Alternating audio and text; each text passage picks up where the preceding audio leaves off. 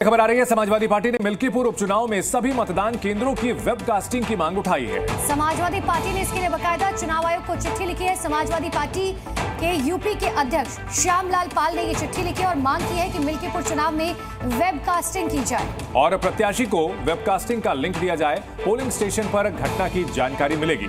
तो समाजवादी पार्टी, जो कि उत्तर प्रदेश सरकार पर और बीजेपी पर बाहुबल का इस्तेमाल करने का आरोप लगा रही है, वोटर्स को धमकाने का आरोप लगा रही है और उसने चुनाव में वेबकास्टिंग कराने की मांग की है।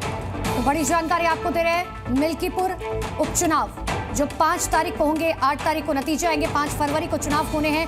इसके लिए दोनों ही पार्टियां, भारतीय जनता पार्टी और समाजवादी पार्टी, एड़ी चोटी का जोर लगा रखी है।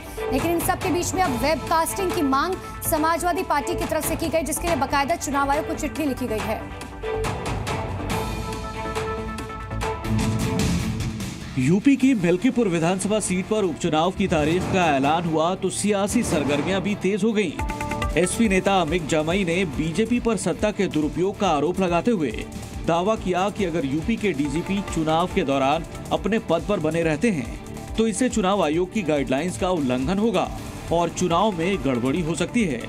लिहाजा डीजीपी प्रशांत कुमार को हटाकर चुनाव कराया जाए। समाजवादी पार्टी ने मिल्कीपुर विधानसभा से सांसद अवधेश प्रसाद के बेटे अजीत प्रसाद को उम्मीदवार बनाया है, जबकि बीजेपी ने अभी तक प्रत्याशी का ऐलान नहीं किया है।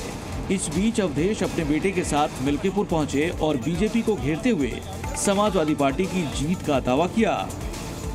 सत्ता के दुरुपयोग के आरोप लगे तो बीजेपी नेताओं ने इसे एसपी का डर बताते हुए दावा किया कि अखिलेश पहले ही हार मान चुके हैं, इसलिए उनके नेता डीजीपी पर आरोप लगाकर उन्हें हटाने की मांग कर रहे हैं। मिल्कीपुर में 5 फरवरी को उपचुनाव होंगे और 8 फरवरी को नतीजे आएंगे।